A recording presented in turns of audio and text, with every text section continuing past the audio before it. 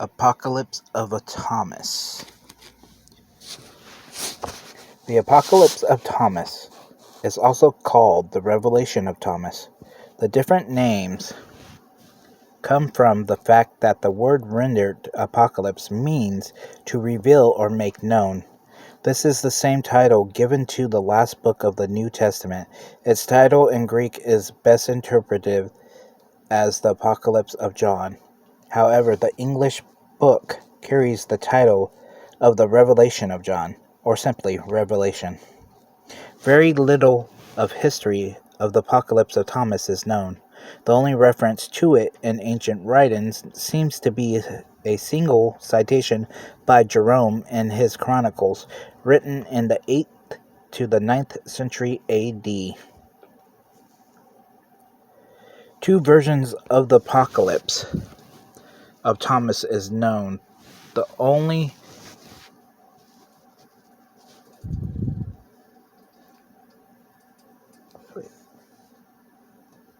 two versions of the Apocalypse exist in Latin. The longer version seems to be a later development. The longer text makes use of metaphors and symbols similar to those used in the book of Revelation. Both texts describes how the earth will be destroyed and the dead will come back to life in the final days. The composition of the Apocalypse of Thomas has two distinct streams of thought. It is akin to Daniel in its form of prophecy, which describes events contemporary with the author and continues them into the future. Yet it is also akin to John, and when the text describes the signs of the end.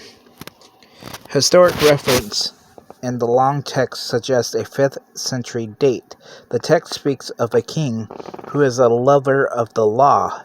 The text refers to his two sons whose names begin with an A and an H. King Theodorus fits the bill, and his sons have Latin names corresponding to the letters as follows.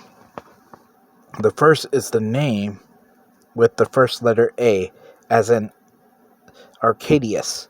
The second with the 8th letter H, as in Honorius. The first will die before the second. The reference to the Latin alphabet would suggest that it was the original language of composition.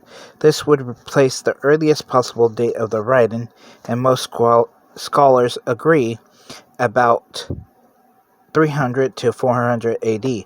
Several manuscripts and fragments of the Apocalypse of Thomas have been found. The text presented here is the best combination of many texts. Since some are shorter than others and many are fragments, it was thought that by combining all of the better known texts, a complete, longer, and more complete version could be presented.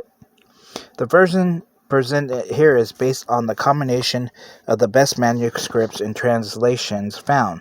They include the F. Wilhelm text of 1907, the E. Holler work on the 5th century Vienna fragment, the Verona manuscripts of the 8th century, the 1755 Dionysii work, 1911 Dom Billmeyer, text from Munich, and the Anglo-Saxon Old English version of Vercelli.